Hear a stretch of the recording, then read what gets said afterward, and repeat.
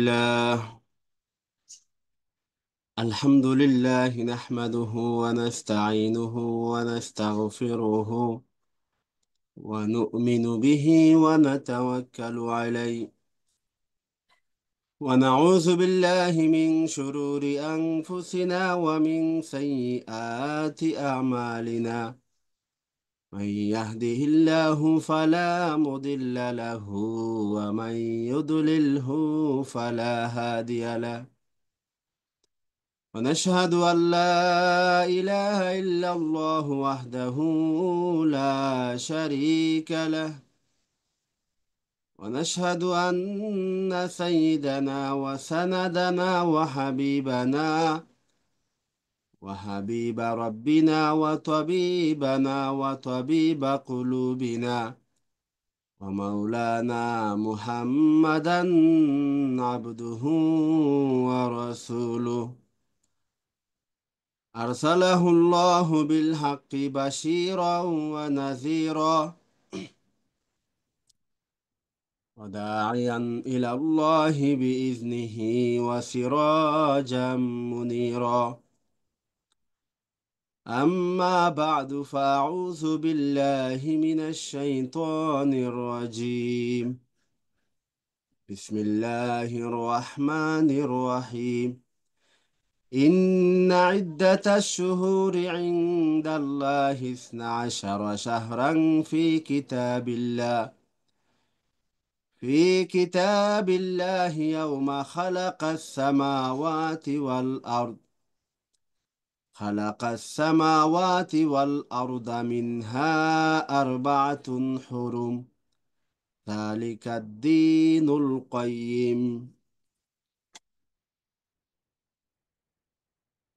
قال رسول الله صلى الله عليه وسلم: ما من أيام العمل الصالح فيها حب إلى الله من هذه الأيام، يعني أيام العشر.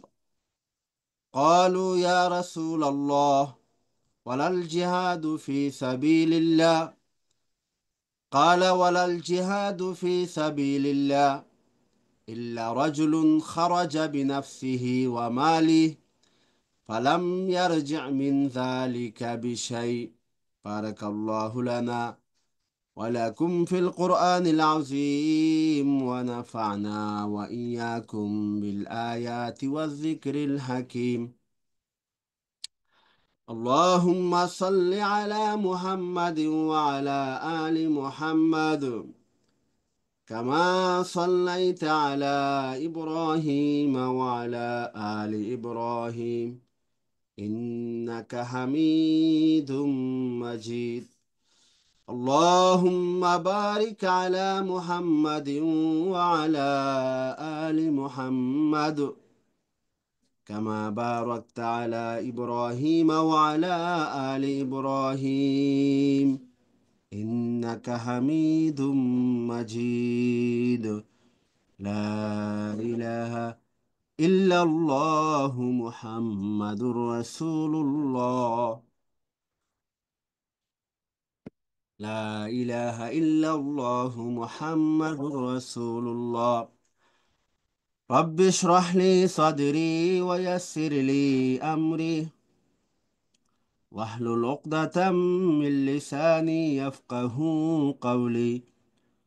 ربي زدني علما. سبحانك لا علم لنا إلا ما علمتنا إنك أنت العليم الحكيم. মহান আল্লাহ সুবহানাহু তাবারাকা ওয়া তাআলার অসংখ্য অগণিত শুকরিয়া যে আল্লাহ রব্বুল ইজ্জতি ওয়াল জালাল আমাদেরকে এই ভার্চুয়াল মাধ্যমে অনলাইন পদ্ধতিতে দ্বীনকে সামনে রেখে শরীয়তকে সামনে রেখে একটি প্ল্যাটফর্মের জায়গায় একত্রিত হওয়ার আলোচনা শোনা এবং বলার, মাসআলা মাসাইল বুঝানো এবং বুঝার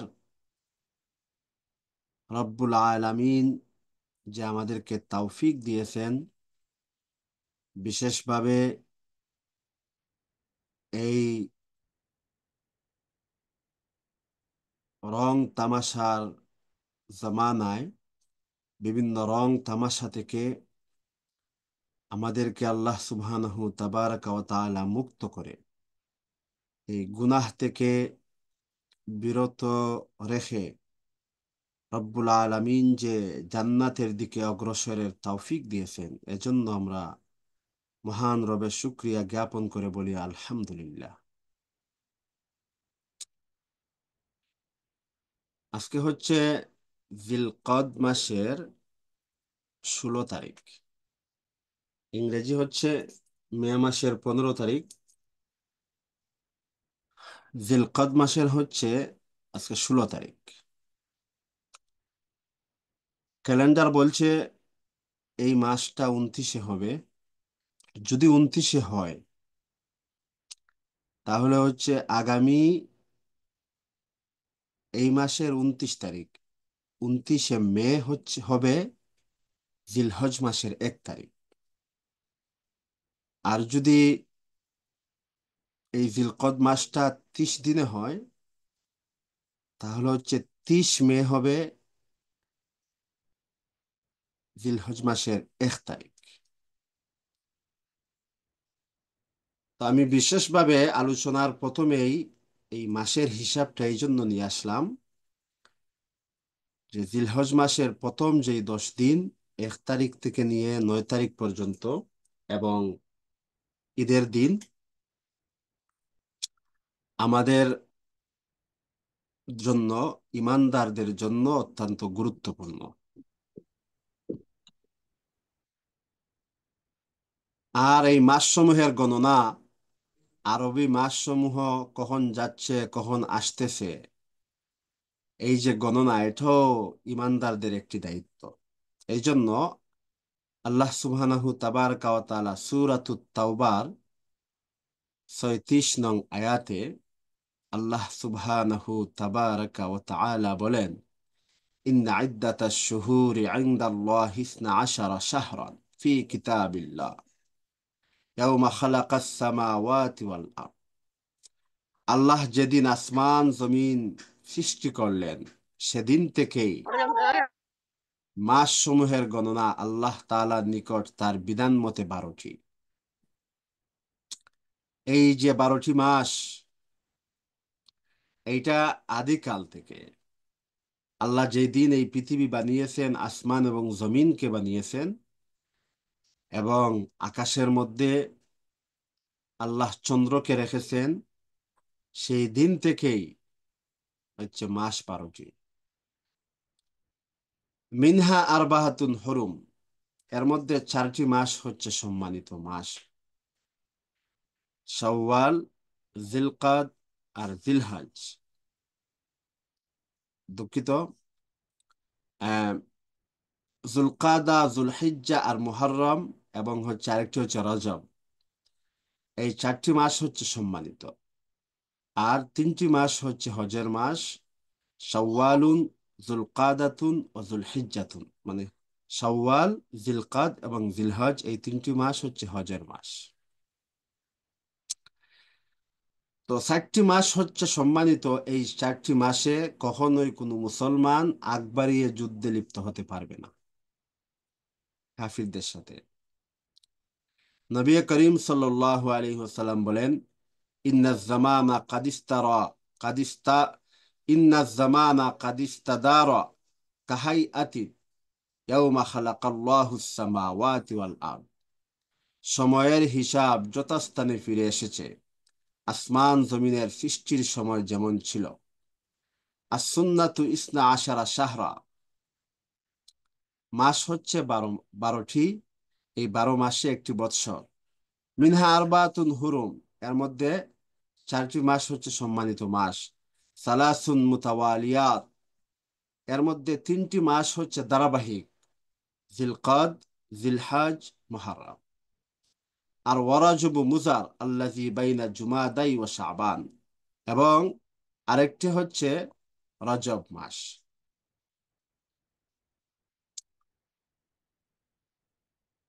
আল্লাহ সুবহানাহু তাবারাকা ওয়া তাআলা সূরাতুল ফজর এই প্রথমেই বলেন, ওয়াল ফাজরি ওয়া লায়ালিন আশর, ফজরের কসম এবং 10টি রাত্রের কসম। এখানে 10 রাত দ্বারা উদ্দেশ্য কি? এখানে তাফসীরে ইবনে কাসিরে,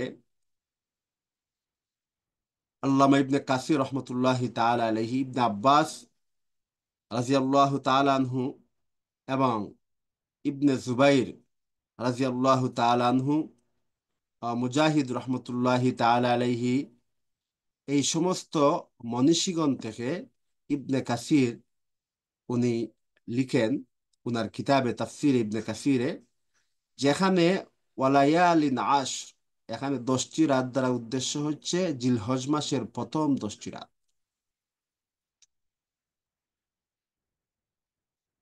হাদিস শরীফে বর্ণিত হয়েছে, রাসূল সাল্লাল্লাহু আলাইহি ওয়াসাল্লাম বলেন, হাদিসটি সহিহ বুখারীতে আছে। সহিহ বুখারী,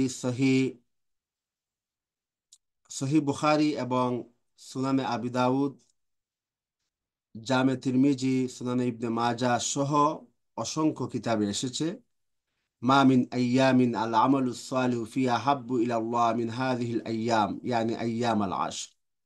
আল্লাহর নিকট জিলহজ মাসের 10 দিনের নেক আমলের চেয়ে অধিক প্রিয় অন্য কোনো দিনের আমল নেই। তো সাহাবায়ে কেরাম জিজ্ঞাসা করলেন, ওয়ালাল জিহাদু ফি সাবিলিল্লাহ ইয়া রাসূলুল্লাহ, হে আল্লাহর রসুল, আল্লাহর রাস্তায় জিহাদও কি এর চেয়ে উত্তম নয়? তো আল্লাহ রসুল সাল্লাল্লাহু আলাইহি সাল্লাম জবাবে বললেন, ওয়ালাল জিহাদু ফি সাবিলিল্লাহ, এই জিলহজ মাসের প্রথম 10 দিনের আমল জিহাদের চেয়ে উত্তম, এর চেয়ে জিহাদ কখনো উত্তম হবে না। তবে ইল্লা রাজুলুন খারাজা বিনাফসি ওয়া মালি, তবে ওই ব্যক্তি, যেই ব্যক্তি নিজের জান মাল নিয়ে আল্লাহর রাস্তায় জিহাদের জন্য বের হলো, অতঃপর কোনো কিছু নিয়েই সে ঘরে ফিরে আসেনি, অর্থাৎ সে শাহাদত বরণ করলো, ওই ব্যক্তির আমল 10 দিনের আমল চেয়ে উত্তম, নতুবা সাধারণ জিহাদ ওই 10 দিনের আমলের চেয়ে উত্তম হবে না।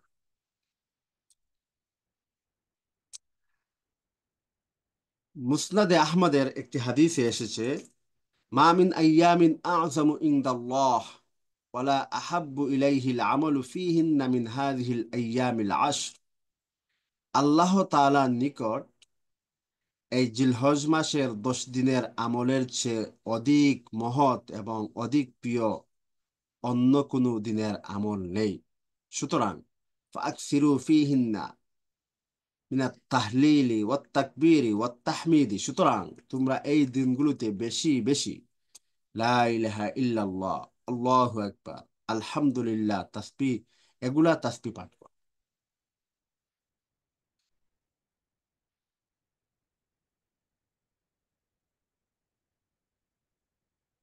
সুনানে আবি দাউদে একটি হাদিস এসেছে, কানা রাসূলুল্লাহ সাল্লাল্লাহু আলাইহি সাল্লাম ইয়াসুমু তিসআ যিল হাজ্জা, কানা রাসূলুল্লাহ সাল্লাল্লাহু আলাইহি সাল্লাম ইয়াসুমু তিসআ যিল হিজ্জাতি, রাসূলুল্লাহ সাল্লাল্লাহু আলাইহি সাল্লাম জিলহজের 9 দিবসে 1 থেকে নিয়ে 9 পর্যন্ত রোজা রাখতেন।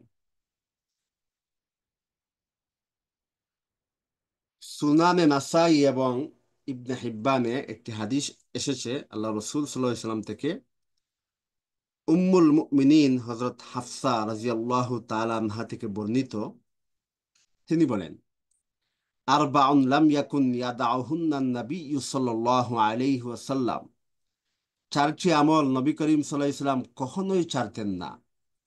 সিয়াম আশুরা, আশুরা রোজা, ওয়াল আশরা, আশুরা হচ্ছে মুহররমের 10 তারিখের রোজা, আর ওয়াল আশরা জিলহজের প্রথম দশকের রোজা, ও সালাসাতা আইয়ামিন মিন কুল্লি শাহর, প্রত্যেক মাসের 3 দিনের রোজা, ওয়া রাকাতাইন ক্বাবলাল গাদাত, এবং ফজরের আগের 2 রাকাত সুন্নত নামাজ।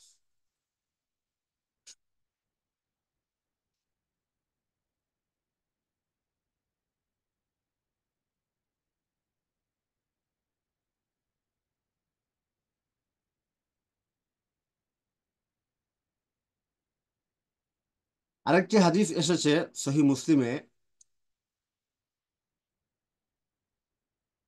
আল্লাহ রসুল সাল্লাল্লাহু আলাইহি সাল্লাম বলেন, ইযা রাআইতুম হিলালা যিল হিজ্জা, যখন জিলহজের দশক শুরু হবে,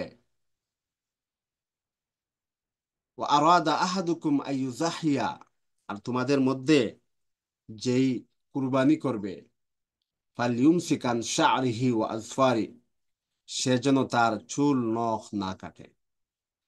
এখানে যদিও হাদিসের মধ্যে যারা কুরবানি দিবেন তাদের ব্যাপারে এসেছে, ফুকাহায়ে কেরাম বলেন যারা কুরবানি দিবেন না তাদের জন্য মুস্তাহাব হচ্ছে জিলহজ মাসের 1 থেকে নিয়ে 9 তারিখ পর্যন্ত ফালইউমসিকান শা'রিহি ওয়া আসফারি, তারাও নখ এবং চুল কাটবেন না।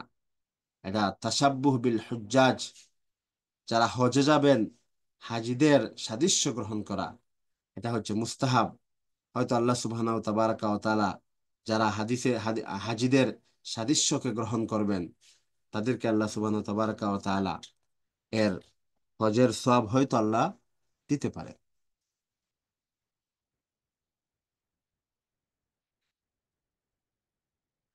আমি আরেকটি হাদিস বলে আমি আমার এ বিষয়ে আলোচনা সংক্ষিপ্ত করে নিব। সহিহ মুসলিমে উম্মুল মুমিনিন হযরত আয়েশা রাদিয়াল্লাহু তাআলা আনহা থেকে বর্ণিত, রাসূলুল্লাহ সাল্লাল্লাহু আলাইহি সাল্লাম বলেন, মা মিন ইয়াউমিন আকসারা মিন আই ইউতিকাল্লাহু ফীহি আবদান মিনান নার মিন ইয়াউমি আরাফা ওয়া ইন্নাহু লা ইয়াদনু সুম্মা ইউবাহি বিহিমুল মালাইকা ফায়াকুলু মা আরাদা হাউলাই। আরাফার দিনের মতো আর কোনো দিন এত অধিক পরিমাণে জাহান্নাম থেকে মুক্তি দেয়া হয় না। আল্লাহ তাআলা দুনিয়ার নিকটবর্তী হন এবং বান্দাদের নিয়ে ফেরেশতাদের নিকট গর্ব করেন। আল্লাহ বলেন, কি চায় তারা?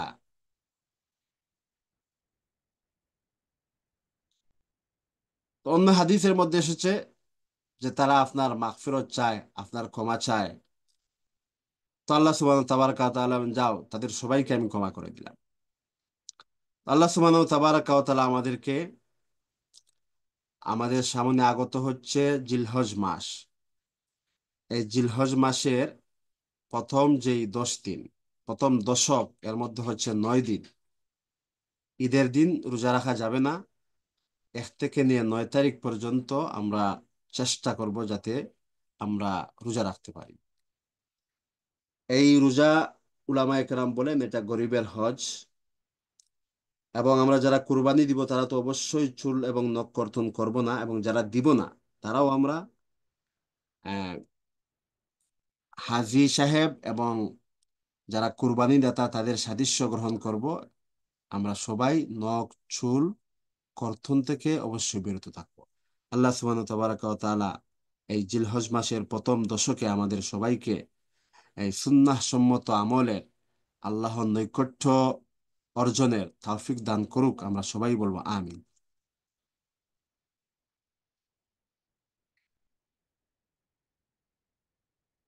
আমাদের যেই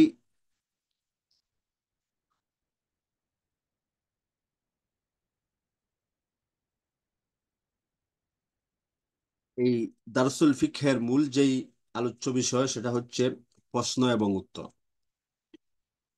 আমি সেই অধিবেশনে এখন চলে যাব। তো প্রশ্ন এবং উত্তর অধিবেশনে চলে যাওয়ার পূর্বে আমি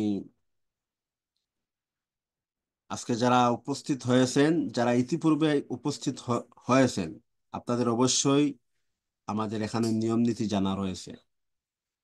যারা আজকে প্রথম, তাদের উদ্দেশ্যেই বলবো, আপনারা যারা প্রশ্ন লিখবেন 2-1টি জিনিস আপনারা ফলো করবেন। আপনাদের প্রতি হেদায়াত হচ্ছে, দিক নির্দেশনা হচ্ছে, আপনারা প্রশ্নকে অতি সংক্ষেপে লিখবেন। আরেকটি বিষয় হচ্ছে বাংলিশ লিখবেন না, বাংলাতে লিখবেন। অন্য আরেকটি বিষয় হলো, আপনি যখন প্রশ্ন লিখে দিয়েছেন এবং প্রশ্নটা পুস্ট হয়ে গেছে, প্রশ্নের অপশন বন্ধ হয়নি, পর্যাপ্ত পরিমাণ প্রশ্ন হয়ে গেলে আমরা বন্ধ করে দিব। আপনার পুস্ট যখন সেন্ড হয়ে গেছে তো অবশ্যই আপনি উত্তর পাবেন। হয়তো কিছুটা দেরি হবে। আমাদের সামনে যারা প্রথমে প্রশ্ন দিবেন তাদের প্রশ্নটা প্রথমে ভিউ হবে, এইভাবে ধারাবাহিকভাবে ভিউ হবে। তো যারা প্রথম প্রশ্ন লিখেছেন তাদের প্রশ্নের জবাব প্রথমেই দেয়া হবে। এইভাবে ধারাবাহিকভাবে আপনার প্রশ্নেও চলে আসবো আমরা। সুতরাং ধৈর্য সহকারে আপনাকে অপেক্ষা করতে হবে। তাড়াহুড়া করে যে বারংবার একটি প্রশ্নকে পুষ্ট করবেন, এতে আমাদের সবাইকে বিরক্ত হতে হয়। তাছাড়া এখানে যারা দিনী বোনরা রয়েছেন, আপনারা দয়া করে আপনাদের নামকে পরিবর্তন করে আপনাদের নিক নেম অথবা যদি আইএমের স্টুডেন্ট হয়ে থাকেন তাহলে আপনাদের রুল নং দিয়ে দিবেন। এবং আপনার মাইক মিউট না আনমিউট সেদিকে আপনি অবশ্যই অত্যন্ত যত্ন সহকারে সতর্ক থাকবেন। এই কয়েকটি দিক নির্দেশনা যদি আমরা আহ, যদি যত্ন সহকারে আমরা যদি অত্যন্ত গুরুত্বতার সাথে ফলো করি তাহলে অবশ্যই আমাদের এই দারসুল ফিক ক্লাসটা সুন্দর এবং সার্থক হবে, এবং এখান থেকে আমাদের উপকৃত হওয়ার সুযোগ অবশ্যই বেশি থাকবে।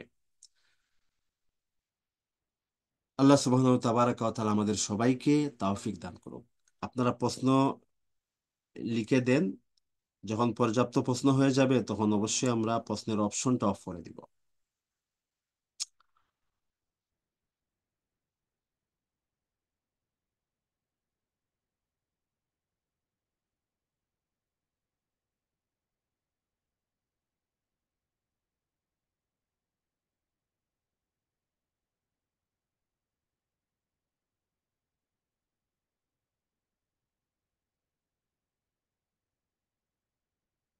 প্রথম যেই প্রশ্ন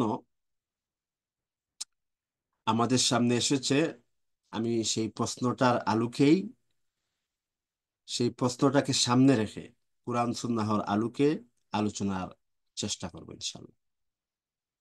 প্রশ্ন হচ্ছে, স্বামী যদি প্রবাসী হয় আর সব সময় মাহরাম না থাকে, কয়েক মাস পর পর কি দেশ থেকে স্ত্রী সফর করে স্বামীর কাছে যেতে পারবে?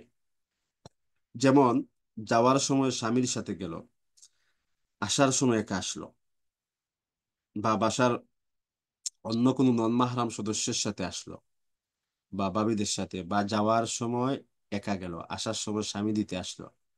এমন কি করা যাবে? না, এমনটা করা যাবে না। হাদিসের মধ্যে পরিষ্কারভাবে নিষেধ এসেছে যে কোনো মহিলা মাহরাম ব্যতীত সে কখনোই সফর করতে পারবে না। এখন যদি হয় যে স্বামী প্রবাসী, তাহলে উনি উনার স্ত্রীকে স্থায়ীভাবে ওখানে নিয়ে যাবেন, অথবা উনি দেশে চলে আসবেন। এ দুটির যে কোনো একটি উনাকে করতে হবে। এইভাবে এই মাহরাম ব্যতীত মহিলার জন্য দেশ থেকে বিদেশে অথবা বিদেশ থেকে দেশে আসা এবং যাওয়া জায়েজ হবে না, গুনাহ হবে। নিজের ছেলে সন্তান সফর সঙ্গী হতে কত বছর হতে হবে? বালেগ হতে হবে। সাধারণত বালেগ বলতে হচ্ছে ছেলেদের সাবালক হওয়ার বয়স হচ্ছে 12 বৎসর। ছেলে ছোট হলে, স্বামী না থাকলে সন্তানকে নিয়ে 72 কিলোমিটার বাইরে সফর করা যাবে। যদি ছেলে ছোট বলতে 12 বৎসরের কম হয় তাহলে ওই ছেলেকে নিয়ে সফর করা যাবে না। অবশ্যই মাহরামকে সাথে নিতে হবে। হ্যাঁ, বিশেষ অসুবিধা যদি হয় তাহলে মহিলাদের সাথে, নেককার মহিলাদের একটি জামাতের সাথে অবশ্যই সফর করা যাবে। তবে দিনের প্রথম অংশে সফর করতে হবে এবং রাস্তা নিরাপদ হতে হবে, তখন গুনাহ হবে না। দ্বিতীয় প্রশ্ন। আসসালামু আলাইকুম। ওয়ালাইকুম আসসালাম। আমার ভাইয়ের নাম নাওঈদ নেওয়াজ।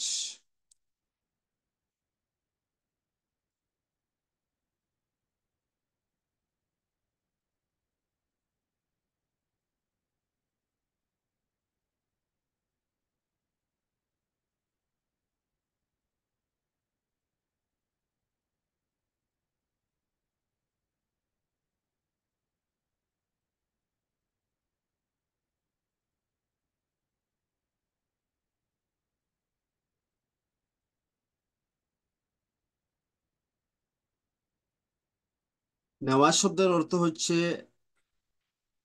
সফল অথবা বিজয়ী। নামের অর্থ খারাপ না, মন্দ না।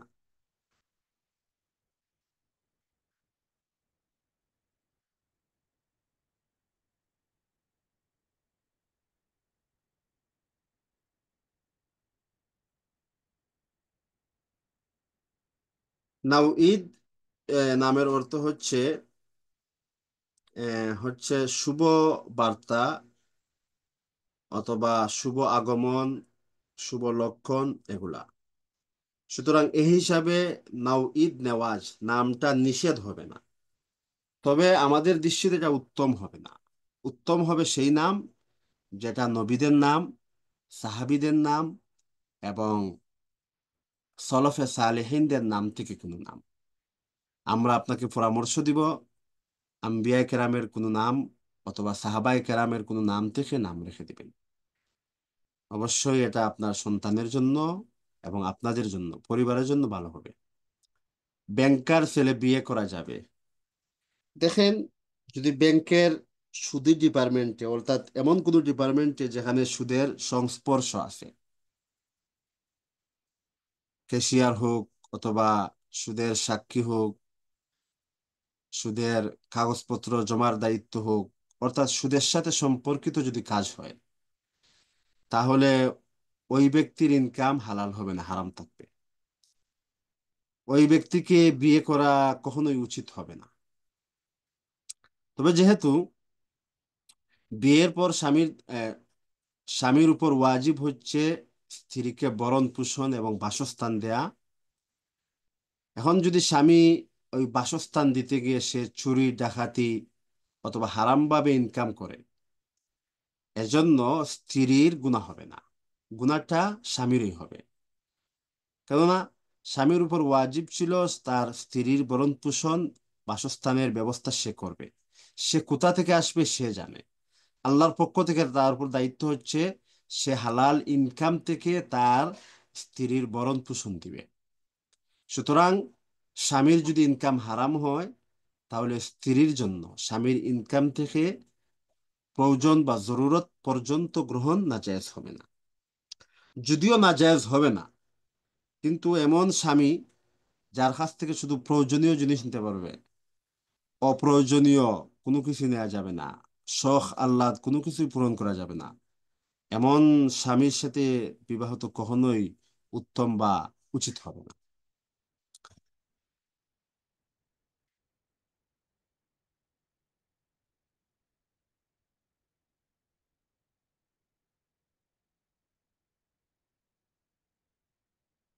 পরবর্তী প্রশ্ন। আসসালামু আলাইকুম রহমতুল্লাহ। ওয়ালাইকুম আসসালাম রহমতুল্লাহ বরকাত। বিয়ের আগে কি ছেলের বাবাকে মুখ দেখানো যাবে? না, ছেলের বাবা তো মাহরাম না, গায়রে মাহরাম।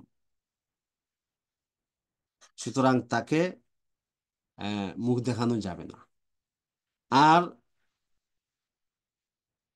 ছেলের সাথে বিয়ের পর ছেলের বাবা যদিও মাহরাম হবে, কিন্তু মাহরামটা ওটা কিন্তু ফিতনা থেকে নিরাপদ না। সেই জন্য বিয়ের পর হোক অথবা বিয়ের আগে হোক, ছেলের বাবাকে মুখ দেখানো যাবে না। বাসার মানুষ অনেক চাপ দিচ্ছে এই ব্যাপারে, আমি কি করব? দেখেন, যতটুকু সম্ভব তাদেরকে বোঝানোর চেষ্টা করেন। যতটুকু সম্ভব তাদেরকে বোঝানোর চেষ্টা করেন, আল্লাহর কাছে দোয়া করেন। দেখবেন হয়তো এমন কোনো শাশুর আপনার জন্য আল্লাহ ব্যবস্থা করে দিবেন, যেই শাশুর নিজের পক্ষ থেকে প্রস্তাব দিবে যে আমি বৌমাকে দেখবো না। আল্লাহর কাছে কোনো কিছু কমতি নেই। হ্যাঁ, আমাদের দোয়ার অভাব রয়েছে, চাওয়ার অভাব রয়েছে, আল্লাহর বাধ্যতার অভাব রয়েছে, এবাদতের অভাব রয়েছে। আল্লাহ পাক আপনাকে আপনার মনোবাঞ্ছনা, আশা ভরসা সবকিছু পূর্ণ হওয়ার তৌফিক দান করুক, আমিন। মসজিদে বিয়ে করার নিয়ম কি? এই ক্ষেত্রে কি বড় বউকে বউকে কি দুজনেই মসজিদে উপস্থিত থাকতে হবে?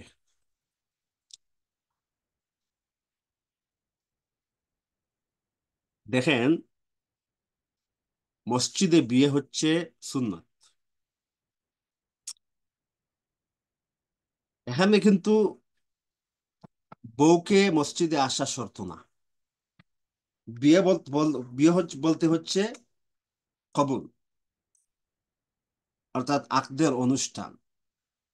স্ত্রী বিবাহের অনুমতি দিবে, অর্থাৎ ইজিন দিবে, আর স্ত্রীর কাছ থেকে ইজিন নিয়ে স্ত্রীর বাবা, ভাই অথবা অন্য কেউ স্ত্রীর অনুমতি নিয়ে উনি মসজিদে আসবেন এবং বরের কাছে প্রস্তাব দিবেন, আর বর কবুল বলবেন। বস, এটাই হচ্ছে সুন্নাহ। যদি কোথাও বর এবং কনে মসজিদে চলে যায়, তাহলে সেটাও নাজায়েজ হবে না যদি পর্দাসম্মত অবস্থায় বউ থাকে। মসজিদের এক কোনায় পর্দা দিয়ে যদি থাকেন তাহলেও গুনাহ হবে না। তবে স্ত্রী উনার মাসিক পিরিয়ডের সময় মসজিদের ভিতরে প্রবেশ করতে পারবেন না, এটা জায়েজ। এবং লোকজনের সামনে বেপরদাভাবে উনি যেতে পারবেন না। সুতরাং সুন্নাহ এবং মুস্তাহাব তরিকা হচ্ছে, কনে যিনি উনি উনার ঘরে বসে বিয়ের অনুমতি উনার বাবা ভাইকে দিয়ে দিবেন, এবং বাবা ভাই অথবা অন্য কেউ তারা মসজিদে যাবে, বরকে সামনে রেখে বরের কাছে প্রস্তাব তারা দিবে, অথবা উকিল দিবেন অথবা কাজী সাহেব দিবেন। তারপর ওখানে বর কবুল বলবেন, আর বিয়ে হয়ে যাবে। তারপর খেজুর খেয়ে খুতবা হবে, খুতবার পর বিয়ের প্রস্তাব দেওয়া হবে, উনি কবুল বলবেন, আর তারপর দোয়া হবে। আর দোয়াটা জরুরি না। তারপর খেজুর বিতরণ হবে, খেজুর বিতরণ হচ্ছে সুন্নাত। বস, বিয়ে হয়ে গেছে। রমজানের কাজা রোজা ও জিলহজের রোজা একসাথে নিয়ত করা যাবে না। দুটা রোজা একসাথে নিয়ত করলে রমজানের কাজাটাই আদায় হবে। হ্যাঁ, দুটি রোজা যদি সমপর্যায়ের হয়, দুটি নফল, দুটি নফল, তাহলে আবার দুটির নিয়ত একসাথে করা যাবে। যেমন হচ্ছে আইয়ামে বীজ এবং জিলহজের রোজা। এই যদি কেউ জিলহজ মাসের প্রথম দশকে আইয়ামে বীজের নিয়তে এবং জিলহজের রোজার নিয়তে যদি তিনটি রোজা রাখে, তাহলে জিলহজের রোজার যে ফজিলত সেটাও উনি পাবেন, এবং আইয়ামে বীজ অর্থাৎ প্রতি মাসের তিনটি রোজার যে ফজিলত সেটাও উনি পাবেন। পরবর্তী প্রশ্ন, বদনজরের রুকিয়া কিভাবে করব?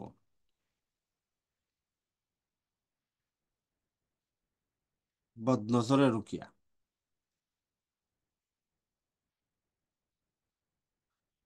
সূরা নাস, সূরা ফালাক, আয়াতুল কুরসি, এবং হচ্ছে সূরা হাশরের শেষ তিনটি আয়াত। বিশেষভাবে হচ্ছে সূরা নাস এবং সূরা ফালাক, এই দুটি সূরা করবেন। পরে হাতের তালুতে থুথু নিক্ষেপ করবেন, ফুঁক দিবেন যাতে কিছুটা লালা হাতের তালুতে যায়। তারপর মাথা থেকে নিয়ে পা পর্যন্ত বুলিয়ে দিবেন। এটা হচ্ছে বদনজর, জিন, জাদু সবকিছুর রুকিয়া, যেটা জিব্রাইল আলাইহিস সালাম আল্লাহ রসুলকে শিক্ষা দিয়েছেন। আর এই দুটি সূরাকে বলা হয় আল মুআওয়াজাতাইন, অর্থাৎ এটা হচ্ছে মুআওয়াজ, যার মাধ্যমে আল্লাহর কাছে পানা চাওয়া হয়। পরবর্তী প্রশ্ন, জিকির করতে মন চায় না হুজুর, এটা থেকে বাঁচার উপায় কি? এই জন্য আল্লাহ বলতেছেন, ওয়াল্লাযী বা'আসা ফিল উম্মিয়িনা রাসূলাম মিনহুম ইয়াতলু আলাইহিম আয়াতিহি ওয়া ইউযাক্কিহিম। আল্লাহর রসূলের দায়িত্ব হচ্ছে চারটি: কোরআন শিক্ষা দেয়া, কোরআন তেলাওয়াত শিখানো, কোরআনের অর্থ শিখানো, হাদিস শিখানো, আর আরেকটি হচ্ছে অন্তরকে পরিশুদ্ধ করা। তো আপনার প্রত্যেকটা ইবাদতেই তখনই মন বসবে যখন আপনি অন্তরকে পরিশুদ্ধ করে নেবেন। আপনি অন্তরকে কিভাবে পরিশুদ্ধ করবেন? এজন্য আল্লাহ কোরআনের অন্য একটি আয়াতে বলেন, ওয়াকুনু মা'আস সাদিকিন। তোমার বন্ধু সত্যবাদী তোমার বন্ধু যেন সত্যবাদী হয়, অর্থাৎ তুমি যেন সত্যবাদীদের মধ্য থেকে হও। তোমার চলাফেরা, উঠা বসা, তোমার সমস্ত যোগাযোগ যেন একজন সত্যবাদী পুরুষের সাথে হয়, সত্যবাদী মহিলা, আপনি যদি মহিলা হন তাহলে মহিলার সাথে হয়। এজন্য আপনি অবশ্যই আপনার আশপাশের মসজিদের ইমাম সাহেব, মুয়াজ্জিন সাহেব, যদি পাশে কোনো কওমি মাদ্রাসা থাকে তাহলে ওইখানের আসাতিজায়ে কেরাম, শিক্ষক বৃন্দর সাথে যেন আপনার উঠা বসা হয়। যদি আপনার আশপাশে তেমন কাউকে খুঁজে না পান, তাহলে থানা অথবা জেলা পর্যায়ের যে তাবলিগের জামাতগুলো আছে তাদের সাথে জুড়ে যাবেন ইনশাল্লাহ। অথবা যদি আপনার এলাকায় হালকা ভিত্তিক অথবা এলাকা ভিত্তিক কোনো জামাত থাকে অথবা আমল হয়, আহ, তাবলিগের কোনো সাথী থাকেন, ওনার সাথে সম্পর্ক স্থাপন করবেন। দেখবেন ধীরে ধীরে আপনার অন্তরের মধ্যে ইবাদতের প্রতি মহব্বত তৈরি হচ্ছে। আর বিশেষ একটি আমলের কথা আমি বলবো যে আপনি উঠতে বসতে দুরূদ শরীফ পড়বেন। সালাফে সালেহিন থেকে এটা তাদের অভিজ্ঞতার আলোকে এটা বর্ণিত যে দুরূদ শরীফের একটি অনেক ফজিলত আছে, এর মধ্যে একটি ফজিলত হচ্ছে অন্তরে এবাদতের প্রতি মহব্বত তৈরি হওয়া। তো বেশি বেশি আপনি দুরূদ পড়বেন, দুরূদ ইব্রাহিম পড়বেন। আল্লাহুম্মা সাল্লি আলা, আল্লাহুম্মা বারিক আলা। আল্লাহ পাক আপনাকে আপনার অন্তরের মধ্যে জিকিরের প্রতি মহব্বত তৈরি করে দুক, আমরা সবাই বলবো আমিন। পরবর্তী প্রশ্ন, কেউ নিজের বিয়ে স্বপ্নে দেখলে কি হবে উস্তাদ? এর অনেক ব্যাখ্যাই হতে পারে, তবে আমরা যেটা কল্যাণকর সেই ব্যাখ্যাটাই আমরা গ্রহণ করব। আপনি যদি দেখেন যে আপনার বিয়ে হচ্ছে, তার মানে হচ্ছে আপনার ভবিষ্যৎ জীবনে বারাকা আসবে। আপনি যদি অবিবাহিত হন তাহলে বিবাহ হবে, আপনি যদি বিবাহিত হন তাহলে সন্তান জন্ম নেবে এবং মাল দৌলতে বারাকা আসবে, ইজ্জতে বারাকা আসবে, সবকিছুতে বারাকা আসবে। আল্লাহ পাক আপনাকে আপনার ভবিষ্যৎ জীবনকে কল্যাণময় করুক, আমরা সবাই বলবো আমিন। পরবর্তী প্রশ্ন, উস্তাদ হিন্দুদের বেদের লেখককে, এটা কি মানুষ কর্তৃক লিখিত? জি অবশ্যই, এটা মানুষ কর্তৃক লিখিত। ইউহারিফুন আল কালিমা আন মাওয়াজিআ। আল্লাহ অতীতের কোরআনের আগের কিতাব সম্পর্কে বলতেছেন যে এগুলা তো হচ্ছে তারা নিজেরাই লিখতো।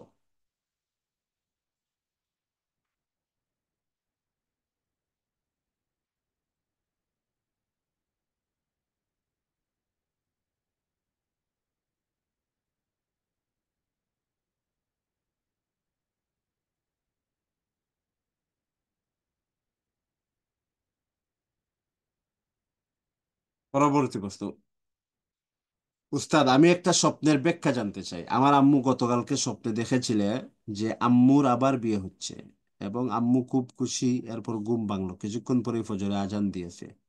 জি, বিয়ে হওয়ার ব্যাখ্যা আমি ইতিপূর্বে বলে দিয়েছি। পরবর্তী প্রশ্ন, মানত করলে সেই মানত উঠানোর জন্য কাফফারা দিতে হয় কি? না, মানত যদি করেন, সব মানত সব মান্যত পালন হচ্ছে ওয়াজিব না। আপনি যদি মান্যত করেন এমন মান্যত, এমন জিনিসের মান্যত, যেই জিনিসের আহ, জিন্স অর্থাৎ যে জিনিস যে জিনিস জাতীয় ওয়াজিব ইবাদত রয়েছে। যেমন আপনি মান্যত করলেন যে যদি আমার ওই কাজটা হয় তাহলে আমি নামাজ পড়বো, 10 রাকাত নামাজ পড়বো, 20 রাকাত নামাজ পড়বো। দেখেন, নামাজ নামাজের জিন্স থেকে নামাজ জাতীয় হচ্ছে ফরজ নামাজ রয়েছে, ওয়াজিব নামাজ রয়েছে। সুতরাং নামাজের মান্যত করেন, এই মান্যতটা আপনাকে পালন অবশ্যই করতে হবে, ওয়াজিব। যদি পালন না করেন তাহলে আপনার গুনাহ হবে। আ- অথবা যদি আপনি মান্যত করেন রোজা রাখবো, অথবা মান্যত করেন আমি কুরবানি পশু জবাই করব, দেখেন এই সবগুলা হচ্ছে, এই সবগুলার কোন না কোনো একটি আবাদত শরীয়তের পক্ষ থেকে ফরজ অথবা ওয়াজিব আছে। যেমন পশু জবাই হচ্ছে কুরবানি ওয়াজিব। আপনি রোজা, দেখেন রমজানের রোজা হচ্ছে ফরজ, এইভাবে। তো এগুলা যদি কেউ মান্যত করে যে আমার ওই কাজটা হয়ে গেলে আমি ওই কাজটা করব, এবং যেই কাজের মান্যত উনি করছেন ওই কাজের ওই জাতীয় কোনো আবাদত শরীয়তে ফরজ অথবা ওয়াজিব রয়েছে, তাহলে তখন উনাকে মান্যত অবশ্যই পালন করতে হবে। এবং মান্যত যদি উনি পালন না করেন, পূর্ণ না করেন, তাহলে অবশ্যই উনার গুনাহ হবে।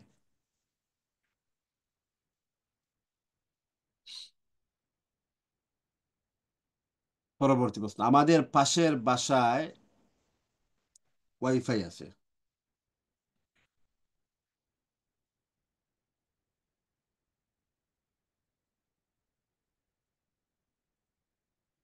আমরা 200 টাকা দিয়ে দুইটা মোবাইল চালাই। এখন যদি আমাদের কোনো প্রয়োজন দেখা দেয়, তবে কি অন্য কোনো মোবাইল চালাতে পারবো ওয়াইফাই মালিককে না বলে?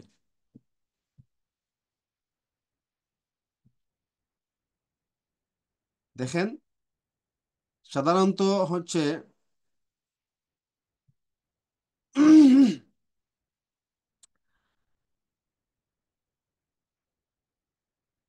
আপনারা যে মোবাইল চালাচ্ছেন 200 টাকা দিয়ে দুইটি মোবাইল, তো ওখানে হচ্ছে যে আপনারা দুজনে চালাবেন।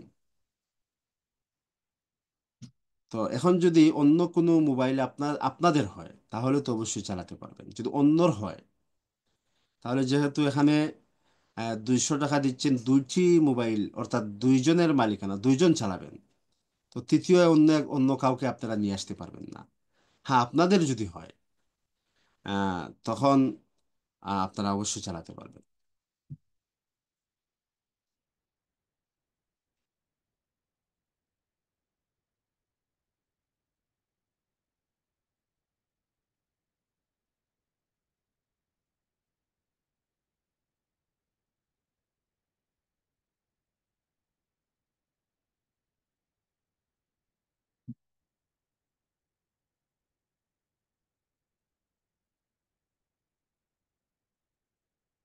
আচ্ছা, পূর্বের যে প্রশ্ন ছিল মান্যত করলে সেই মান্যত উঠানো কাফফারা, হ্যাঁ, যদি আপনি মান্যত এমন মান্যত করেন যেটার জিন্স থেকে ওয়াজিব ইবাদত রয়েছে, এবং সেই মান্যতটা আপনি পূরণ করতে এখন পারতেছেন না, সেই মান্যতটা পূর্ণ করা আপনার জন্য সম্ভব হচ্ছে না, তাহলে এক্ষেত্রে আপনার জন্য কাফফারা আসবে।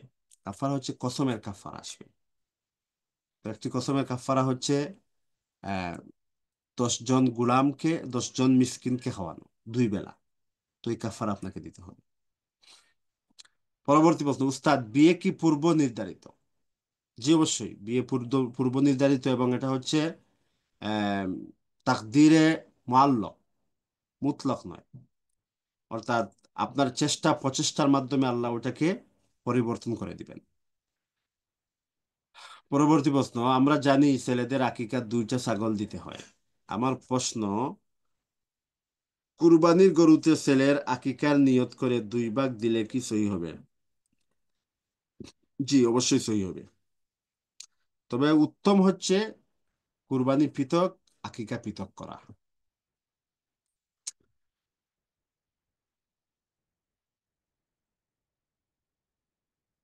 পরবর্তী প্রশ্ন, উস্তাদ, স্মার্টফোন ব্যবহার করে কোনোভাবেই গুনাহ থেকে বাঁচতে পারছি না। অনিচ্ছা সত্ত্বেও বিভিন্ন সিনেমা, নাটক, ভিডিও ক্লিপ দেখা হচ্ছে। তাওবা করছি খালিস পাবে, তারপরও আবার একই গুনাহ হচ্ছে। উস্তাদ, এক্ষেত্রে আমার জন্য স্মার্টফোনের বিধান কি হবে? হচ্ছে যে আপনার জন্য তো এভাবে, যেহেতু গুনাহ হচ্ছে, আপনি গুনাহ থেকে বিরত থাকতে পারতেছেন না, তাহলে অবশ্যই তো আপনার জন্য স্মার্টফোন চালানো জায়েজ হবে না। ওটা আপনাকে পরিত্যাগ করতেই হবে। এটা অবশ্যই আপনাকে পরিত্যাগ করতে হবে। হ্যাঁ, আপনি ওই যে কাহাফ গার্ড ওইটা ইনস্টল করে দেখতে পারেন, আপনি কি গুনাহ থেকে বেঁচে থাকতে পারেন কি না। যদি তারপরও আপনার জন্য গুনাহ থেকে বেঁচে থাকা সম্ভব না হয়, তাহলে স্মার্টফোনকেই আপনি পরিত্যাগ করতে হবে। উস্তাদ, মেয়েরা বাহিরে পড়াশোনা করতে যেতে পারবে? কোন শর্তে যেতে পারবে? অনেক সময় পারিবারিক সমস্যার কারণে যেতে হয়, তাই জানতে চাওয়া। মেয়েরা একা কখনোই বাড়ির বাড়ির বাহিরে অথবা দেশের বাহিরে যেতে পারবে না, কখনোই পারবে না। উস্তাদ, কথাটা বলা ঠিক হচ্ছে কি না জানি না, একটা পরামর্শ চাচ্ছি। একজন হাফেজ ছেলে একজন জেনারেলে পড়া আপুর আখলাকে মুগ্ধ হয়ে ফিতনায় পড়ে গেছে। আপুটা সেটা বুঝতে পারতেছেন, এখন আপুর করণীয় কি, যদি একটু বলতেন।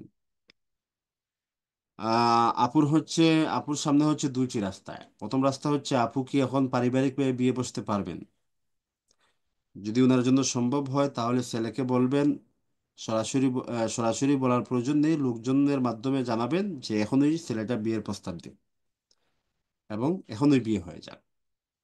আর যদি আপু বুঝতে পারেন যে উনার পরিবার এখন উনাকে বিয়ে দিবে না, তাহলে ওই আপুটা এখনই উনার অন্তর থেকে ওই সমস্ত জিনিস ঝেড়ে ফেলে দিবেন এবং উনি কখনো এটা মনেই করবেন না যে উনি একজন ওনার আখলাকে মুগ্ধ হয়েছিল। উনি সম্পূর্ণভাবে ঝেড়ে ফেলে দিবেন। এই দুটি রাস্তা ব্যতীত তৃতীয় কোনো রাস্তা আর নেই।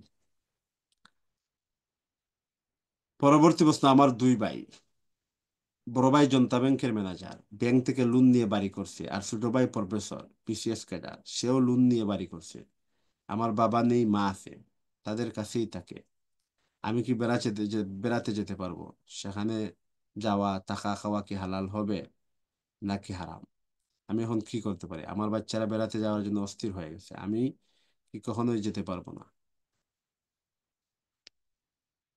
আপনি বেড়াতে যেতে পারবেন। আপনি গিয়ে সকালে গিয়ে বিকেলে চলে আসবেন এবং জানি না। যতটুকু খাবেন সেই পরিমাণ, যেহেতু তাদের ইনকাম হারাম এটা স্পষ্ট। বিশেষভাবে জনতা ব্যাংকের ম্যানেজার যিনি, উনার ইনকাম হারাম। আর যিনি প্রফেসর, বিসিএস ক্যাডার, যদিও উনি লোন নিয়ে বাড়ি করছে কিন্তু উনার ইনকাম হারাম না। সুতরাং উনার বাসাতে যদি উনারা একসাথেই থাকেন তাহলে উনার ইনকাম থেকে তো গ্রহণ করতে পারবেন। আর যদি পৃথক পৃথক থাকেন তাহলে আপনার ওই ভাই, ছোট ভাইয়ের বাসাতে আপনি যেতে পারবেন, ওখানে আপনি খেতে পারবেন। আর যদি আপনি আপনার বড় ভাইয়ের বাসাতে কখনো যান তাহলে চেষ্টা করবেন যাতে কোনো কিছু গ্রহণ না করার। সম্ভব যদি হয় তাহলে আপনারা নিজেই কোনো কিছু রান্না করে তাদের জন্য নিয়ে যাবেন, তাদেরকে খাওয়ানোর জন্য। আর যদি কখনো আপনারা খেয়ে নেন তাহলে হিসাব করে সেই পরিমাণ টাকা সৎকা করে দিবেন। পরবর্তী প্রশ্ন, ঘরে যদি কেউ না থাকে মেয়েরা কি জুড়ে নামাজে কিরাত পড়তে পারবে? জি, যদি গায়রে মাহরাম যদি শুনবে না এমন ইয়াকিন আর বিশ্বাস থাকে, তাহলে উনি জুড়ে পড়তে পারবেন মাগরিব, এশা এবং হচ্ছে ফজরে।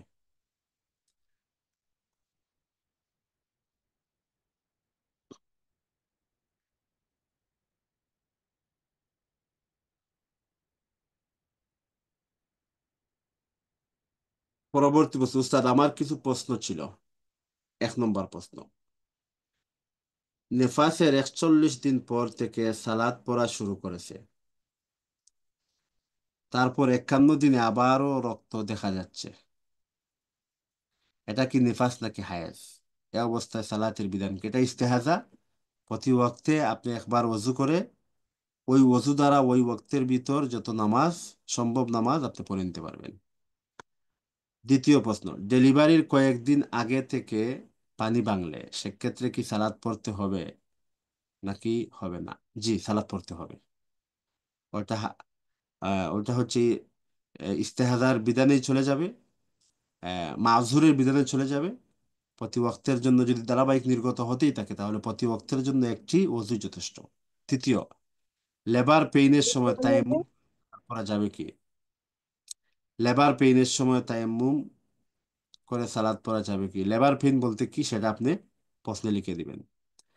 চতুর্থ, 2 বছরের পর বাচ্চা বুকের দুধ খেলে কি গুনাহ হবে? দেখেন, সর্বোচ্চ 2.5 বছর পর্যন্ত অনুমোদন রয়েছে।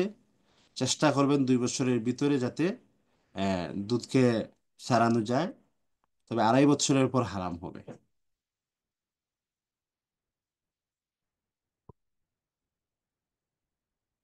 পরবর্তী প্রশ্ন, যে কোনো কাজের ক্ষেত্রে যেন বারাকা হয়ে যায় এবং পরে যেন কোনো আফসোস করতে না হয়। কোনো লেনদেনের ক্ষেত্রে, আমার কোনো পারমিট বা লাইসেন্স ভাড়া দেওয়ার ক্ষেত্রে যেন বারাকা হয়ে যায়, এর জন্য উস্তাদ আপনার কাছে দোয়া চাই। আর কি আমল বা দোয়া করা যায় একটু বলবেন? জি, প্রত্যেকটি লেনদেনের পূর্বে, প্রত্যেকটি কাজের পূর্বে ওযু করে 2 রাকাত নামাজ পড়বেন। ইনশাল্লাহ আপনি কখনো ঠকবেন না, কখনোই আপনাকে আফসোস করতে হবে না। পরবর্তী প্রশ্ন উস্তাদ, দুনিয়াবি পড়াশোনা করতে আগ্রহ পাচ্ছি না, এই পড়াশোনা স্রেফ দুনিয়াবি মনে হয়, যদিও আমি বিজ্ঞানের ছাত্র, কি করা যায় উস্তাদ? দেখেন, এই মুহূর্তে আপনি যদি লেখাপড়া ছেড়ে দেন, তাহলে তাহলে তো আপনি কিছু করতে পারবেন না। সুতরাং আপনি যেই ডিপার্টমেন্টে আছেন ওখানের শেষটা দেখে নেন, এবং আপনার যাতে উদ্দেশ্য হয় এটা, যে আমি যেই বিভাগে পড়তেছি, আমার ওই পড়াশোনার ওয়ানলি ওয়ান, একমাত্র উদ্দেশ্য হচ্ছে ইসলাম, মুসলমান এবং দেশের খেদমত করা, ইসলামের খেদমত করা, আল্লাহর সন্তুষ্টি অর্জন করা, মুসলমানের খেদমত করা। ব্যাস, যদি আপনার এই নিয়ত, আপনার যদি বদ্ধমূল হয়ে যায় অন্তরে, পাক্কা যদি আপনি নিয়ত করে ফেলেন, তাহলে এই পড়াশোনা যদি চালিয়ে যান, তাহলেও আপনার কোনো ক্ষতি হবে না ইনশাল্লাহ, বরং আপনি সওয়াব পাবেন। আসসালামু আলাইকুম উস্তাদ। ওয়ালাইকুম আসসালাম। এই 10 দিন মহিলাদের কি নখ চুল কাটা থেকে বিরত? জি অবশ্যই, নারী পুরুষ সবার। পরবর্তী প্রশ্ন,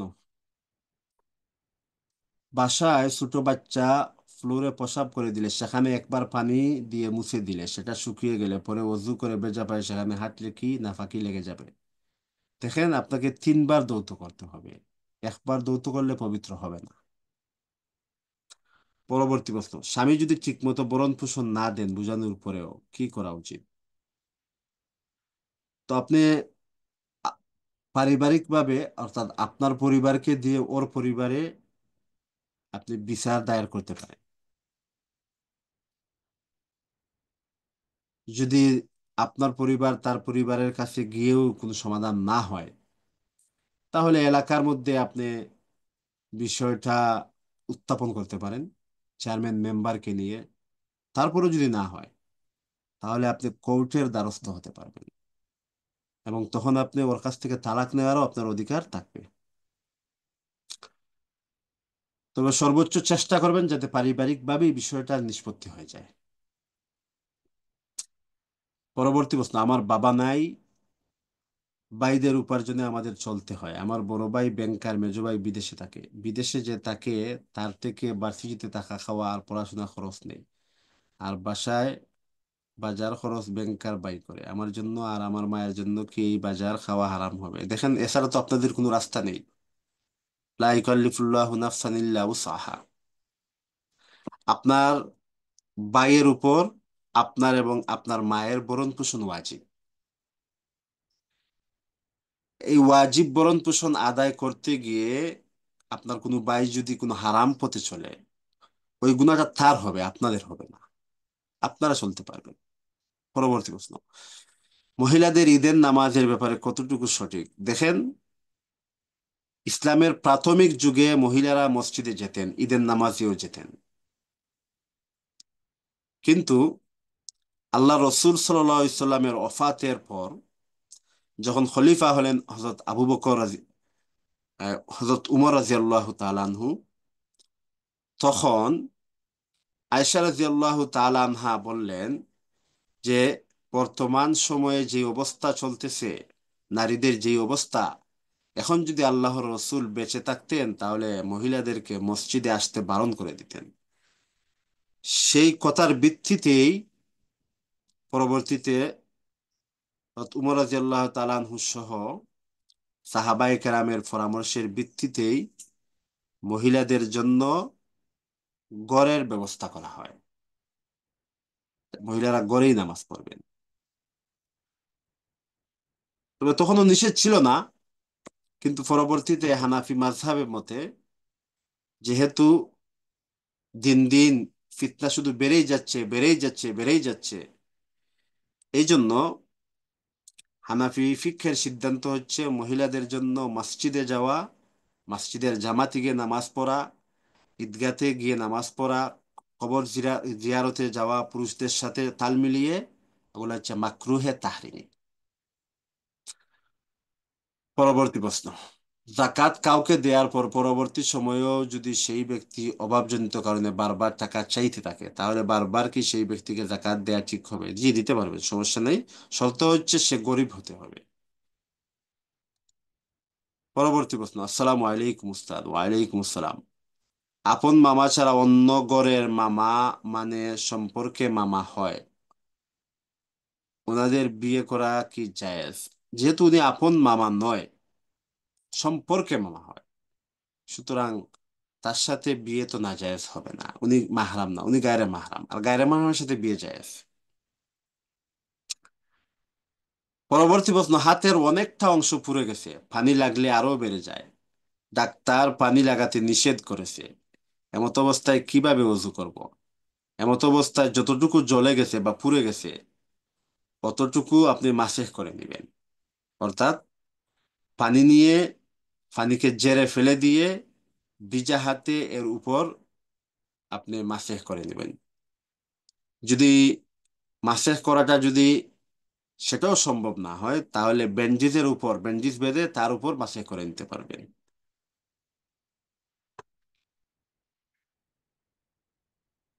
পরবর্তী প্রশ্ন। সাংসারিক কাজের ক্ষেত্রে স্ত্রীর কতখানি দায়িত্ব রয়েছে? দেখেন, সাংসারিক কাজের ক্ষেত্রে স্ত্রীর কতখানি দায়িত্ব, পারিবারিক হিসাব নিকাশ, পরিবারের মধ্যে স্বামী এবং স্ত্রীর কার কতটুকু দায়িত্ব, ওই হিসাবটা আমাদের, এটা আমাদের অভিজ্ঞতা, এটা আমাদের অভিজ্ঞতা এবং চরম অভিজ্ঞতা।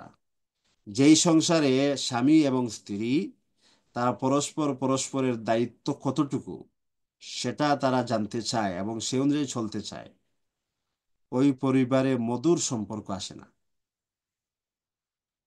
হ্যাঁ, সুতরাং পরিবার হচ্ছে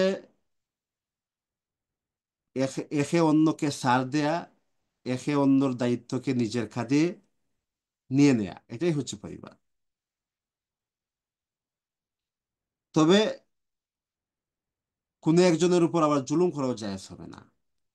সাংসারিক কাজ বলতে রান্না বান্না ঘর মুছা এগুলার দায়িত্ব যদিও শরীয়ত নারীদেরকে দেয়নি, তবে নারীদের চিকিৎসার দায়িত্ব পুরুষকে দেয়নি। যদি পুরুষ একজন নারী বা তার স্ত্রীর চিকিৎসার দায়িত্ব সে গ্রহণ করে, তাহলে অবশ্যই এটাই তো হচ্ছে সমতার বিধান, যে নারীও উনি সাংসারিক দায়িত্ব গ্রহণ করবেন। সুতরাং এই সাংসারিক পারিবারিক স্বামী এবং স্ত্রীর যেই পরিবার, স্বামীর দায়িত্ব কতটুকু এবং স্ত্রীর দায়িত্ব কতটুকু, ওই প্রশ্ন থেকেই আমাদেরকে বিরত রাখা উচিত। পরবর্তী প্রশ্ন। উস্তাদ, এত বছর আমি জানতাম না সাদা স্রাব হলে অজু ভেঙে যায়। কিছুদিন পূর্বে ফিক ক্লাসের মাধ্যমে জানতে পেরেছি, এত বছর ওই অবস্থায় সালাত আদায় করেছি, ওই সালাতগুলো কি কাজা আদায়? জি, যত সম্ভব আপনি কাজা আদায় করবেন, যতটুকু সম্ভব। আর কোরআন তেলাওয়াতের মাঝে হুট করে সেটা নির্গত হলে, হয়ে গেলে কি করণীয়? জি, তখন ওযু চলে যাবে। আহ আপনাকে ওযু করতে হবে। তবে যদি এত অধিক পরিমাণ হয় যে 2 রাকাত নামাজ পড়া আপনার জন্য সম্ভব হয় না, সবচেয়ে ছোট্ট ওক্তে মাগরিবের অথবা আহ, আসর অথবা মাগরিবের শীতকালীন যে ওক্তগুলো থাকে ছোট্ট, সেই ওক্তেও 2 রাকাত নামাজ সম্ভব হয় না, 2 রাকাত নামাজে দাঁড়ানো, আহ, দাঁড়ানো হলে 1 রাকাতের পরেই স্রাব নির্গত হয়ে যায় অথবা অজু ভেঙে যায়, তখন আপনি মাসুম। তখন আপনি ইস্তেহাজা, যে মহিলার বিধান, সেই বিধান আপনারা চলে আসবে। প্রতি ওয়াক্তে আপনাকে এক ওযু করে নিলেই আপনার ওই ওয়াক্তের ভিতর যত সম্ভব আপনি ইবাদত করে নিতে পারবেন। মাহরাম ছাড়া কত দূর গিয়ে এলেম অর্জন করতে পারবে?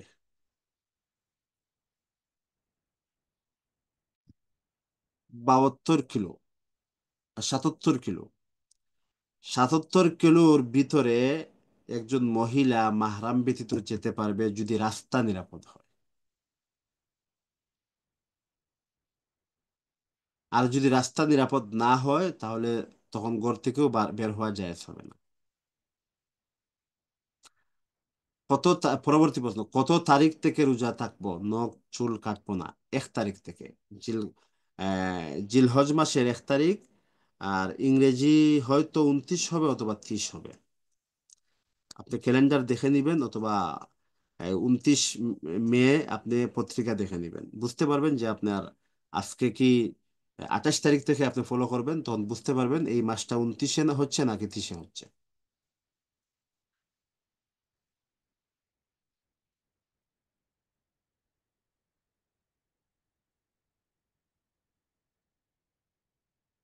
পরবর্তী প্রশ্ন, তাহিয়া আর আল হাদিয়া অর্থ কি? তাহিয়াতুন অর্থ হচ্ছে ধন্যবাদ, আর হাদিয়া হচ্ছে উপহার, উপটুকন। এই নামের অর্থ যদিও ভালো, কিন্তু আমরা এই নামকে সাজেস্ট করব না। আমরা বলবো যে সাহাবী, মহিলা সাহাবী থেকে কোনো নাম আপনার মেয়ের জন্য বা আপনার আত্মীয় স্বজন যার জন্য আপনি রাখতে চাচ্ছেন, রাখবেন। সেটাই আপনার ওই আগত অতিথির জন্য উত্তম হবে। পরবর্তী প্রশ্ন, আমলি সূরাগুলা কি ফোনে দেখে পড়া যাবে? সূরা ওয়াকিয়া, সূরা মুলক, সূরা, জি অবশ্যই পড়তে পারবেন। এক্ষেত্রে ওযু লাগবে কি না তা নিয়ে অবশ্য আমাদের ইখতিলাফ রয়েছে। তো আমি বলবো আমার দৃষ্টিতে হচ্ছে তখনও সতর্কতামূলক আপনি ওযুটা করে নেবেন।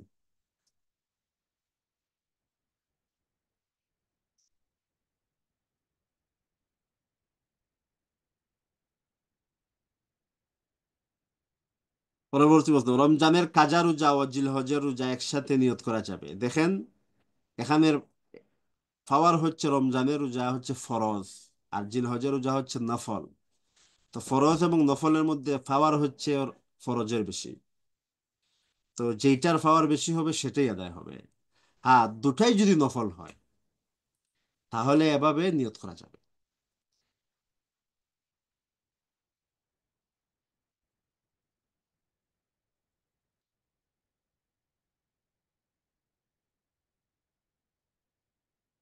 আমাদের সামনে যতগুলা প্রশ্ন ছিল আমরা সেগুলা আমরা পাঠ করে নিয়েছি বা পড়ে নিয়েছি।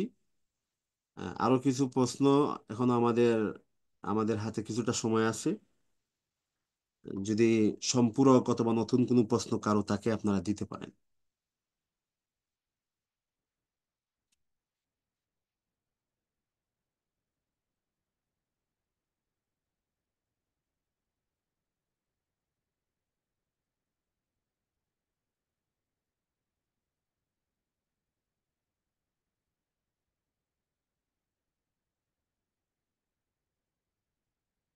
প্রশ্ন, আমার এক পরিচিত বোন আছে যার স্বামী তাকে 3য় নং তালাক দেওয়ার পর বলেছে তার কোনো রকম হিতাহিত জ্ঞান ছিল না।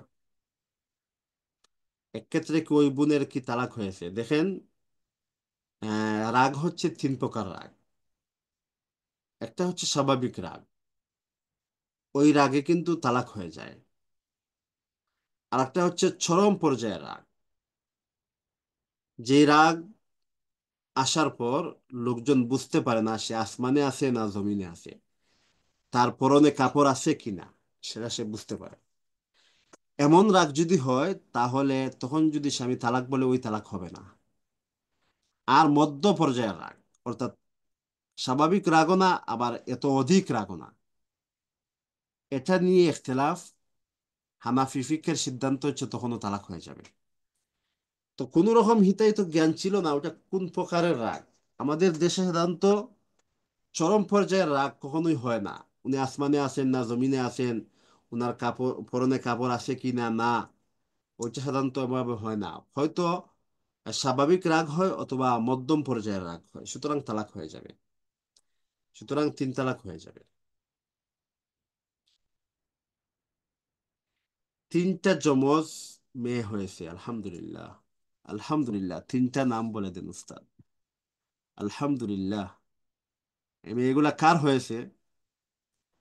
আহ মাশাল্লাহ। আল্লাহ রসুল সাল্লাল্লাহু আলাইহি ওয়াসাল্লাম হাদিসের মধ্যে বলেন, মান কানাত লাহু সালাসু বানাতিন ফাআদ্দাবাহুন্না ওয়া আল্লামাহুন্নাল ইসলামা। যদি কোনো কারো 3টি মেয়ে হয়, সেটা একসাথে হোক, যমজ হোক অথবা ধারাবাহিক হোক। অন্য একটি হাদিসের মধ্যে এসেছে যদি কারো একটি মেয়ে হয় এবং ওই ব্যক্তি, বাবাকে উদ্দেশ্য করে বলা হচ্ছে, ওই ব্যক্তি এবং মাকে, বাবা এবং মা ওই মেয়েকে, এক মেয়েকে হোক অথবা তিন মেয়েকে হোক, ইসলাম শিখিয়েছে, আদব শিখিয়েছে এবং উত্তমভাবে লালন পালন করেছে, মেয়ে হিসেবে অবহেলা করেনি, তো তার জন্য জান্নাত ওয়াজিব। তো তিনটি যমজ মেয়ে হয়েছে, আল্লাহ এই তিনটি মেয়েকে সুস্থ রাখুক, দিন শিখাবেন, ইসলাম শিখাবেন, অবশ্যই অবহেলা করবেন না। দেখবেন ওই তিনটি সন্তানই ওই মা এবং বাবার জন্য জান্নাতের কারণ হয়ে যেতে পারে। আল্লাহ কবুল করুক, আমিন। আল্লাহ রসুল সাল্লাল্লাহু আলাইহি সাল্লামের মেয়ে জাইনাব, রুকাইয়া, ফাতেমা, এই তিনটি নাম রেখে দিতে পারেন। রসুল সাল্লাল্লাহু আলাইহি সাল্লামের মেয়েদের নামের চেয়ে এবং মহিলা সাহাবীদের নামের চেয়ে উত্তম নাম তো আর কখনো হতে পারে না। জাইনাব,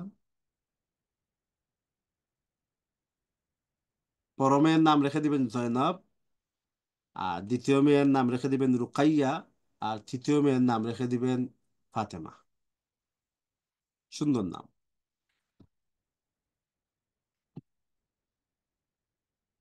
পরবর্তী প্রশ্ন, ঘরে যদি কেউ না থাকে, মেয়েরা কি জুড়ে নামাজ কিরাত পড়তে পারবে? উত্তর পাই নাই উস্তাদ। জি, ঘরে যদি কেউ না থাকে, তাহলে তো আপনার আওয়াজ গায়রে মাহরাম শুনতে পারবে না।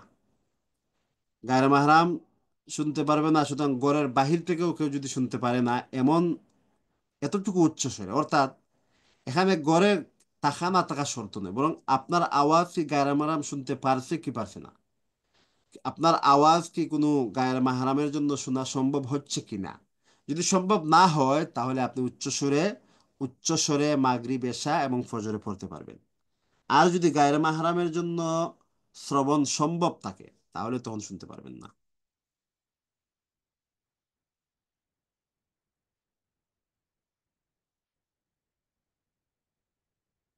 অলসতা থেকে বাঁচার পথ কি?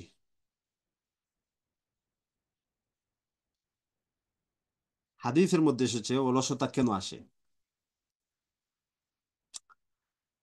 আমরা যখন ঘুমিয়ে যাই, তো ফজরের মুহূর্তে, ফজরের একটু আগে শয়তান আসে আমাদের কাছে, এসে আমাদের গাড়ের মধ্যে তিনটি গিট্ট দিয়ে যায়।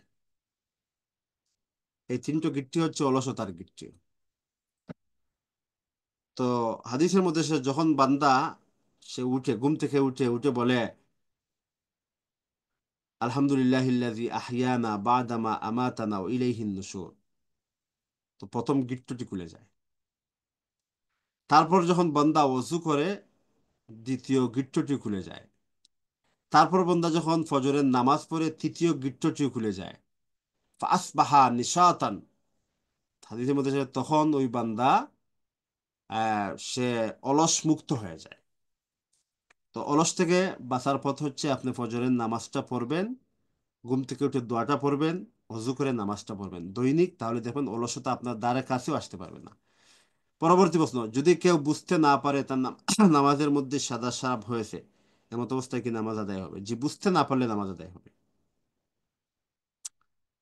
পরবর্তী প্রশ্ন, আমি একবার হিন্দুদের প্রসাদ খেয়েছিলাম, তখন আমি জানতাম না এটা হারাম, এখন আমার করণীয় কি? বিসমিল্লাহ বলে খেয়েছিলাম কিনা সেটা মনে নাই।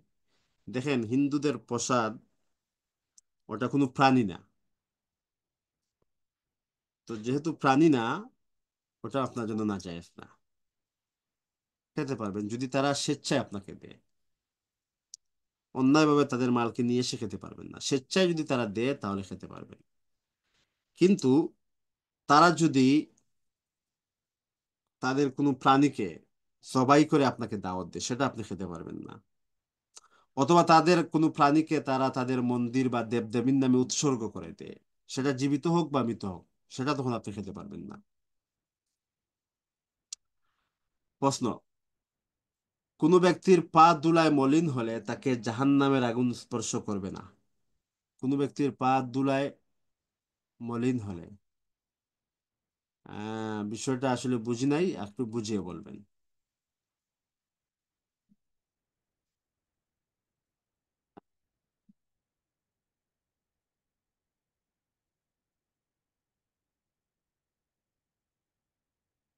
পরবর্তী প্রশ্ন। আমার বান্ধবী স্বপ্নে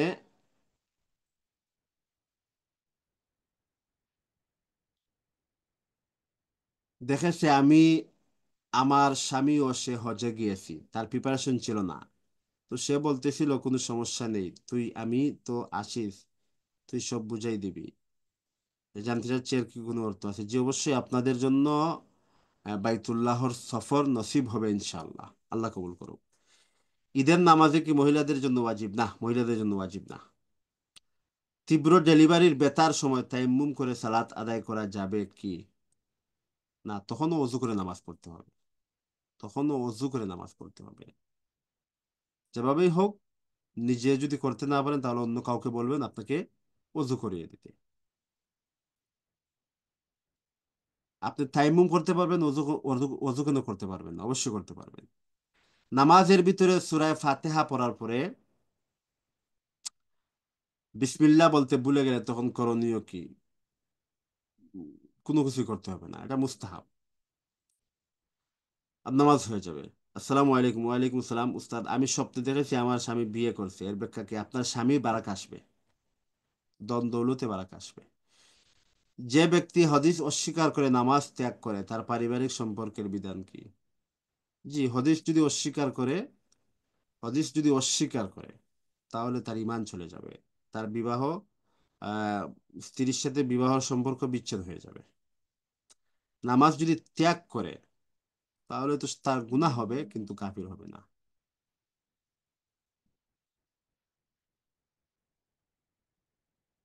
পরবর্তী প্রশ্ন। উস্তাদ, মাহরাম মানে স্বামী, বাবা, ভাই বা ছেলে যদি কোনো মেয়ের মানুষের চুল দেখে ফেলে তাহলে কি মহিলাটির ওযু থাকবে? জি অবশ্যই, এতে কোনো সমস্যা নেই। আর এসব মাহরামের সামনে কি ওযু করা যাবে? জি যাবে। মাহরামের সামনে হচ্ছে কনুই পর্যন্ত এবং আহ, টাকনু পর্যন্ত খোলা রাখা যাবে, চেহারা খোলা রাখা যাবে।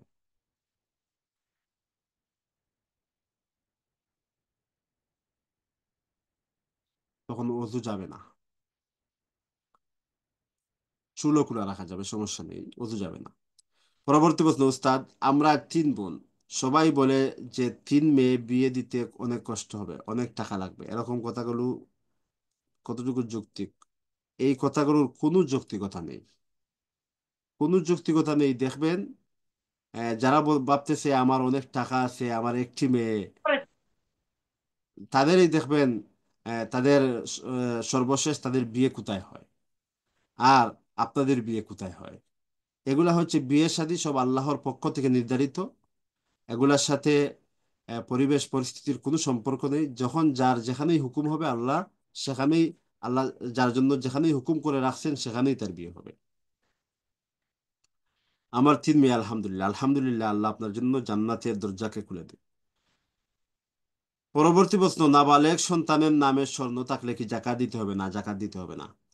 ফজরের নামাজ কাজা হয়ে যাচ্ছে, রাতে ঘুম হচ্ছে না, অসুস্থতা ধরুন, সকালে উঠে প্রতিদিন আফসোস নিয়ে দিন শুরু হয়, এখান থেকে কিছুতেই বের হতে পারছি না, আমার জন্য কি কিছু নসিহত পেশ করবেন? না, এটা কখনোই কাম্য হবে না। আপনাকে অবশ্যই অবশ্যই অবশ্যই আপনাকে ফজরের নামাজ পড়তে হবে, অবশ্যই পড়তে হবে।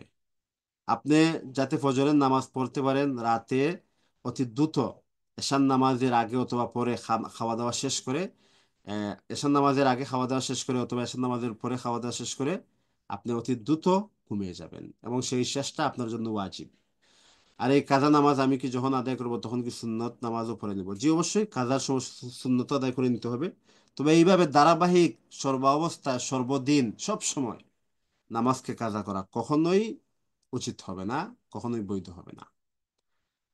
আমার মামা উকিল, উনার ইনকাম কি হারাম হিসেবে গণ্য হবে? দেখেন, উকালতির পেশাতে সব ইনকাম হারাম নয়। যেগুলা মিথ্যা বলে ধোঁকা দিয়ে প্রতারণা করে নিয়ে আসবেন ওগুলা হারাম। আর যেগুলা বৈধভাবে কারণ ন্যায়ের জন্য লড়ে যাবেন এবং বিনিময়ে যা ইনকাম হবে সেটা হারাম হবে না। পরবর্তী প্রশ্ন। হায়েস যদি একটানা 12 দিন থাকে, মাঝে 5, 7, 10, 15 দিন পর আবার হয়, এক্ষেত্রে সালাত ও তিলাওয়াতের বিধান কি? দেখেন, একটানা 12 দিন, কারণ 10 দিন হায়েস আর 2 দিন ইস্তেহাজা, তারপর 15 দিনের পূর্বে যদি আবার চলে আসে তাহলে সেটাও ইস্তেহাজা। 10 দিন পর ইবাদত করা যায়, কিন্তু মাঝে গ্যাপ, মানে আপনি আসলে ওর বেসিক জ্ঞান আপনার আপনি রাখেন না, সেই জন্য প্রশ্ন করতেছেন। দেখেন, 3 দিন, সর্বনিম্ন 3 দিন হতে হবে, আর সর্বোচ্চ 10 দিন। তারপর মধ্যখানে 15 দিন গ্যাপ থাকতে হবে। মুরসালিন, মুরসালিন হচ্ছে বার্তা প্রেরকগণ। মুরসালিন, হুম, মুরসাল, মুরসাল অর্থ যাকে প্রেরণ করা হয়েছে। তো যাকে প্রেরণ করা হয়েছে, মুরসালিন অর্থ যাদেরকে প্রেরণ করা হয়েছে। তো ওই নামটা, যদিও এখানে নবী, এখানে নবী নবী না, কিন্তু কোরআনে যে মুরসালিন বলা হয়েছে সেখানে নবী উদ্দেশ্য, সেই হিসাবে ওইটা কখনো উচিত হবে না। আপনি সাহাবীদের নাম থেকে কোন নাম রেখে দিবেন? বাচ্চাদের ঈদ সালামি বাবা মা কিভাবে ব্যবহার বা সংরক্ষণ করবে, ওটা বাচ্চাদের স্বার্থেই ব্যবহার করবে, বাচ্চাদের প্রয়োজন ব্যতীত কখনোই ব্যবহার করবে না। উস্তাদ, নতুন মায়েরা আইয়মে কিভাবে যোগাযোগ মনোযোগ দিবে এবং বাচ্চার তরবিয়ত নিয়ে, প্রস্তুতি নিয়ে কিছু বলুন। দেখেন, যতটুকু সম্ভব, যে এত ঘন্টাই দিতে হবে, এত মিনিট দিতে হবে, যতটুকু সম্ভব দেওয়ার চেষ্টা করবেন। আর বাচ্চার তরবিয়ত তো অবশ্যই দিতে হবে। তারবিয়ত হচ্ছে কোরআন সুন্নাহর আলোকে কিভাবে একটি পরিবেশ তৈরি হয়, কোরআনের পরিবেশ। আপনার যদি ছেলে হয়, তাহলে তাকে পাঞ্জাবি দিবেন, তকি দিবেন। আপনি যখন নামাজে দাঁড়াবেন, তাকেও নামাজে নিয়ে দাঁড়াবেন। আপনি যখন দোয়া, আল্লাহর কাছে দোয়া করবেন, তাকে সাথে নিয়ে দোয়া করবেন। তারপর তাকে পুতুল দিবেন না, গান বাজনা শোনাবেন না, টিভির সামনে নিবেন না, তার সামনে মিথ্যা বলবেন না, তাকে কখনো মিথ্যা বলে সান্ত্বনা দিবেন না। এভাবেই চলবেন ইনশাল্লাহ, যতটুকু সম্ভব চলেন। ইনশাল্লাহ আল্লাহ আল্লাহ সুবহানাহু ওয়া তাআলা ধারাবাহিকভাবে বারাকা দিবেন, এবং ইনশাল্লাহ দেখবেন একদিন আপনার সন্তানটা বিগুলাবিন হালিম হয়ে যাবে ইনশাল্লাহ। আল্লাহ সুবহানাহু ওয়া তাআলা আপ- আপনাদের সন্তান, নতুন মায়েদের সন্তানদেরকে বিগুলামিন হালিম, ধৈর্য এবং সহ্যশীল সন্তান বানিয়ে দেখে আমরা সবাই বলবো আমিন। আমাদের সামনে যতগুলো প্রশ্ন ছিল, আমরা আমরা এর মধ্যে আমরা সমাপ্ত করে নিয়েছি ইনশাল্লাহ। আমাদের এই ক্লাসটা প্রতি মাসের 15 তারিখ এবং 30 তারিখে হয়। তো আজকে 15 তারিখ হয়েছে, আগামী 30 তারিখে আবার আমাদের এই ক্লাস হবে। যেই মাসে 30 হয় না, 29 হয়, সেই মাসে 29 হবে। যেই মাস 29 নেই, 28 হয়, 28 হবে। মানে মাসে 2 দিন হবে পাক্ষিক, প্রতি 15 দিন পর পর 2 দিন হবে। তো ইনশাল্লাহ আমাদের আগামী ক্লাস 30 তারিখে হবে। সেই ক্লাসে আপনারা উপস্থিত হবেন, নিজেও উপস্থিত হবেন, আত্মীয় স্বজন, বন্ধু বান্ধব, বন্ধু কলিগ সবাইকে নিয়ে উপস্থিত হওয়ার চেষ্টা করবেন। যা কিছু আলোচনা হলো, আল্লাহ সুবহানাহু তাবারাকা ওয়া তাআলা যেন এই সমস্ত আলোচনা আমাদেরকে বোঝা এবং তার উপর আমলের, এবং ওই আলোচনা এবং আমল যেন আমাদের সবার জন্য কাল কিয়ামতের ময়দানে নাজাতের উসিলা আল্লাহ বানিয়ে দেন। আমরা সবাই বলবো আমিন। ওয়া আখিরু দাওয়ানা আনিল হামদুলিল্লাহি রাব্বিল আলামিন। আসসালামু আলাইকুম ওয়া রাহমাতুল্লাহি ওয়া বারাকাতুহু।